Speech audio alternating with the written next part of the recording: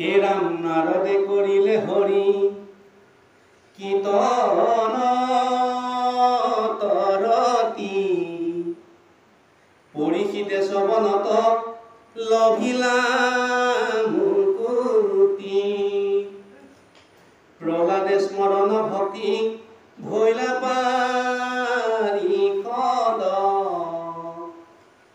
অম্বরীষে পাইলে গতি এ বিহরি পদ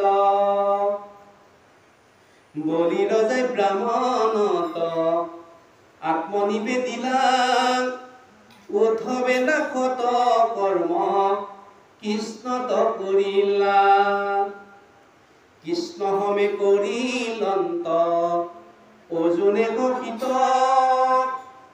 এই নববিধ ভক্তি ভৈলা বিদিত।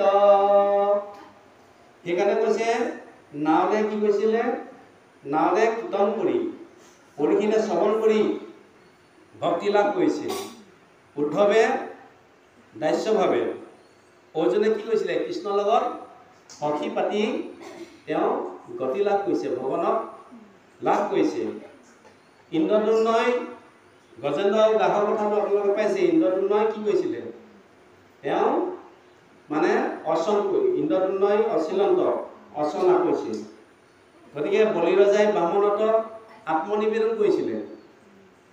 গুৰুৰ কথা অমান্য কৰিও তেওঁ ভগৱন্তক পোৱাৰ লগে লগে মহাদান, তেওঁ 3 পদ ভূমি দান দিছিলে।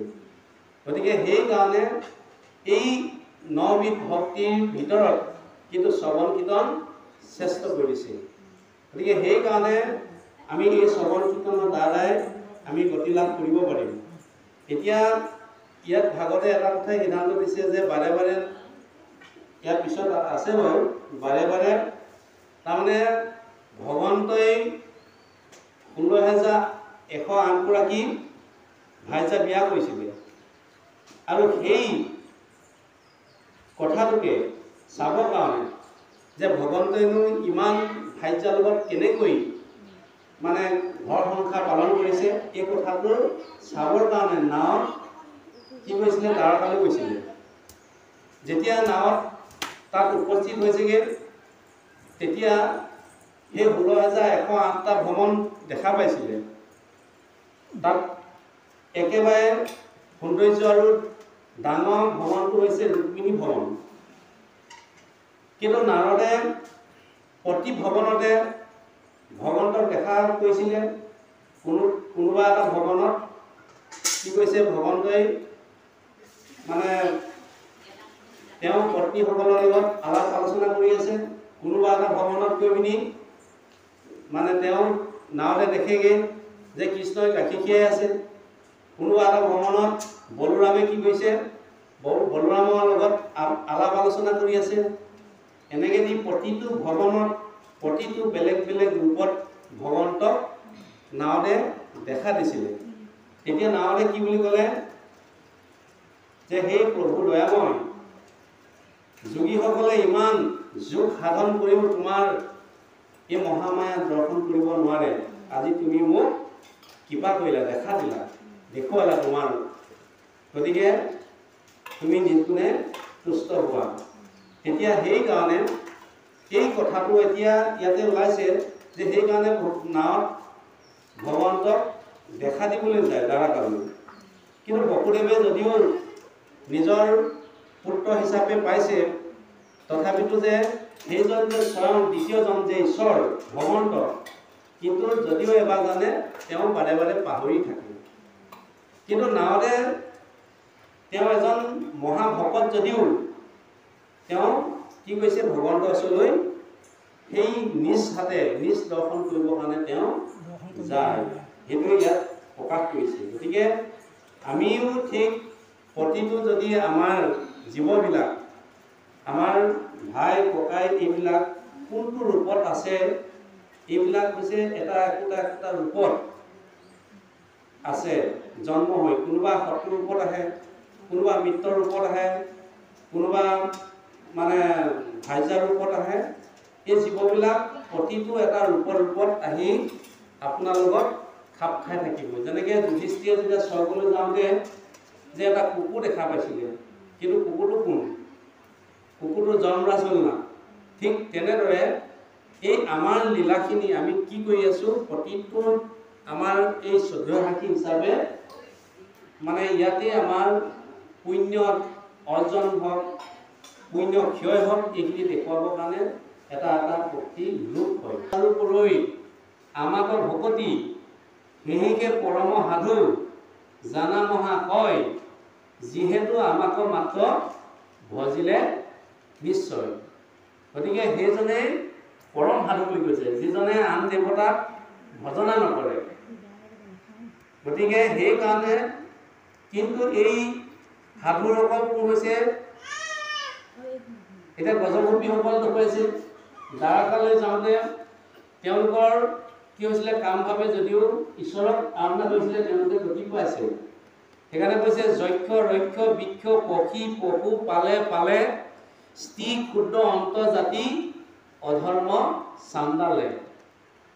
নাহিত পৰ্বত ভস নপঢ়িলে বেদ, নাজানয় জ্ঞান একো শাস্ত্ৰ তত্ত্বভেদ। তেওঁলোকৰ কোনো শাস্ত্ৰ জ্ঞান নাছিলে, তেওঁলোকৰ কোনো বেদ অধ্যয়ন কৰা নাছিলে। গতিকে তেওঁলোকে মোক চিন্তা কৰাৰ কাৰণে গতি লাভ কৰিছে। এই ৰাম কোনে কোনে পালে? এখন লিষ্ট দিছে। বিভীষণ বীৰ বৃক্ষ প্ৰবাহ বলিবান, জাম্বৱন্ত জটায়ু গ্ৰীৱ হনুমান, মালাকাৰ কুজিব্যাধ ধৰ্ম তুলাধাৰ, দৃশ্য ভাইজা ব্ৰজবাসী গোপী অনাচাৰ, নাহি তপবত হোচন পঢ়িলে বেদ, নাজানয় জ্ঞান একো শাস্ত্ৰ তত্ত্বভেদ। গতিকে হনুমানে কোনো এখন বিশ্ববিদ্যালয়ত পঢ়া নাছিলে, কোনো বেদ অধ্যয়ন কৰা নাছিলে, কিন্তু ভগৱন্তক খাওঁতে বওঁতে বওঁতে চিন্তা কৰা কাৰণে তেওঁ ভগৱন্তক গতি লাভ কৰিছে। বিভীষণে ঠিক তেনেদৰে পাইছে। গতিকে সেইকাৰণে আমি খাওঁতে বওঁতে শুওঁতে নয়নে সপোনে যদি আমি যদি শ্ৰৱণ কীৰ্তন কৰোঁ, তাৰ মাজেদি আমি জীৱ সাফল্য কৰিব পাৰোঁ।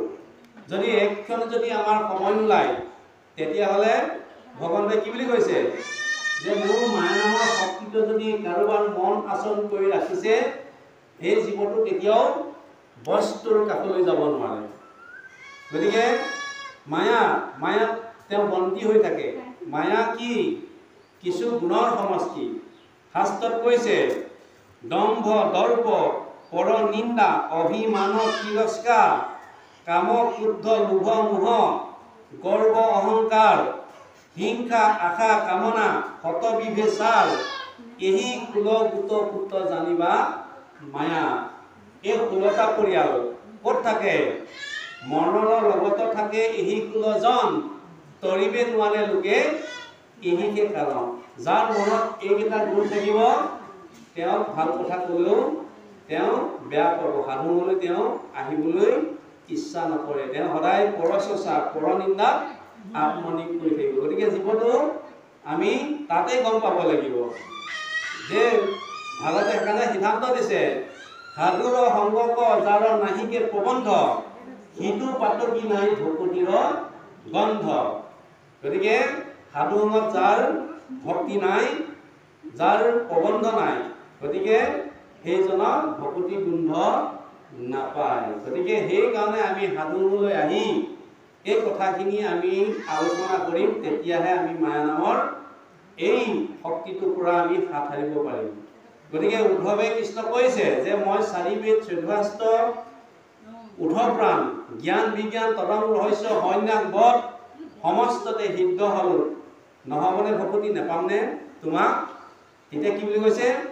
হে মাধৱে বুলন্ত সখা শুনা পৰিছেদ, পঢ়ে যে বেশাস্ত্ৰ হবে জানে 4 বেদ, কৰিবে নপাৱে মুত তথাপি ভকতি, নলয়নৰে যাৱে সন্তৰ সংগতি।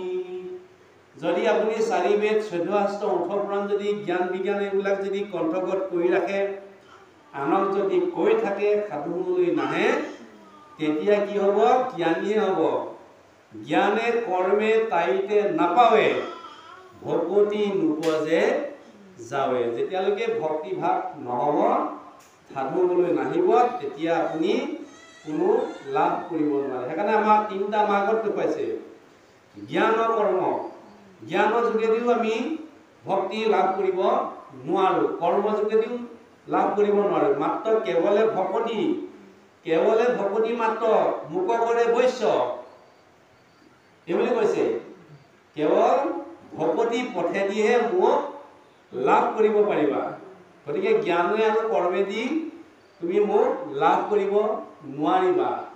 সেইকাৰণে আমি এই কথাখিনি যেতিয়ালৈকে আলোচনা নকৰিম তেতিয়ালৈকে আমি কি হ'ব? আমি মায়াতে বন্দী হৈ থাকিব লাগিব। মায়ানো কি? যেনেকৈ মা পদে নেতিবাচক নাই, ইয়াৰ পদে ইতিবাচক আছে।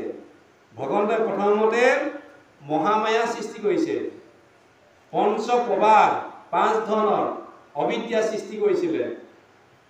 তম, তামিছ, অন্ধতামিছ, মোহ, মহামোহ এনেকৈ দি 5 ধৰণৰ এই মায়া সৃষ্টি কৰি তেওঁ মনত বৰ দুখ পাইছিলে। গতিকে সেইকাৰণে এই মায়াৰ পৰা হাত কৰা উপায় কেৱল হয়তো শৰণ ল'ব লাগিব, হৰিত আশ্ৰয় ল'ব লাগিব। তেতিয়া এই মায়াৰ কবলৰ পৰা আমি হাত সাৰিব পাৰিম। সেইকাৰণে প্ৰহ্লাদক কৈছে, তই হেৰ বৈষ্ণৱ পুত্ৰ বুলি যাৰ 21 পুৰুষ কৰিলি উদ্ধাৰ। কলিক নিৰ্দেশনা দিছে। কি বুলি দিছে? এ শ্ৰৱণ কীৰ্তন জৈত কৃষ্ণৰ নকৰে তৈতে হেৰাই সখী গণে বিঘিনি আচৰে। মহাপুৰুষ মাধৱদেৱে ধুকাত সুন্দৰভাৱে বৰ্ণনা দিছে যে য'ত শ্ৰৱণ কীৰ্তন নহয় তাতহে কলি পৰিয়াল, মায়া পৰিয়াল এইবিলাক থাকে। সেইকাৰণে কলিক কি বুলি কৈছে? যে তই এনেকুৱা ডোখৰ স্থানলৈ যাব নোৱাৰিবি। ক'ত? হে জৈত কৰে শ্ৰৱণ কীৰ্তনকে খবৰ নচাপিবি পাপি হেতু গৃহস্থ ওচৰ। য'ত ভূঞা একক কৃষ্ণৰ শৰণ লৈছে, এখনীয়া লোক আছে, সেইখন গাঁৱত তুমি কেতিয়াও প্ৰৱেশ নকৰিবা। গতিকে সেইকাৰণে আমি পুৱা গধূলি শ্ৰৱণ কীৰ্তন কৰিব লাগিব। তাৰ মাজেদি আমি কৰোঁতে শেষত পৰকালত আমি যেতিয়া ঈশ্বৰৰ নামটো খাওঁতে, বওঁতে, শুওঁতে, নয়নে, সপোনে এই কওঁতে যেতিয়া অন্তিম সময়ত যেতিয়া ঈশ্বৰৰ ৰাম নাম আহিব তেতিয়াহে আমি গতি লাভ কৰিব পাৰিম। সেইকাৰণে ভৰতৰ যোগেদি কি ৰখাইছে? ভৰতে কি কৈছিলে? ঈশ্বৰক আৰাধনা কৰিবলৈ মানে ক'লে গৈছিলে? বনলৈ গৈছিলে হৰিক আৰাধনা কৰিবলৈ। এতিয়া হৰিক আৰাধনা কৰিবলৈ যাওঁতে মহীয়ানৰ যুগ হ'ল। কি হ'লগে? এটা হৰিণ হ'লগে। তাৰমানে হৰিণ এজনীয়ে জন্ম দিলে এটা পোৱালি, আৰু হৰিণজনীৰ মৃত্যু হ'ল। মৃত্যু হোৱাৰ পিছত পোৱালিটোৱে সেই নদীত মানে পানীত কঁপকঁপাই থকা দেখাৰ লগে লগে তেতিয়া ভৰতে সেই পোৱালিটো উদ্ধাৰ কৰি আনিলে। লালন পালন কৰি থাকোঁতে খাওঁতে, বওঁতে, হওঁতে, নয়নে, সপোনে হৰিণকে দেখা দিবলৈ ধৰিলে। আৰু শেষত মৃত্যু সময়ত আগমুহূৰ্তত তেওঁ হৰিণক স্মৰণ কৰি মৃত্যু হোৱাৰ কাৰণে তেওঁ পিছৰ জন্মটোত তেওঁ এটা হৰিণ জন্ম ল'ব লগা হ'ল। আৰু সেই হৰিণটোৱে ৰজাৰ কথা চিন্তা কৰি মৃত্যু হোৱাৰ কাৰণে ৰহুগুণ ৰজা নামৰ এজন ৰজা জন্ম হ'ল। ৰহুগুণ নামৰ এজন ৰজা জন্ম লাভ কৰিলে। গতিকে সেইকাৰণে স্বৰ্গীয় নৰকে, নৰকীয় স্বৰ্গে। আপুনি ভাবি আছে যে মই স্বৰ্গলৈ যাম, কিন্তু আপুনি হয়তো নৰকলৈ যাব লাগিব।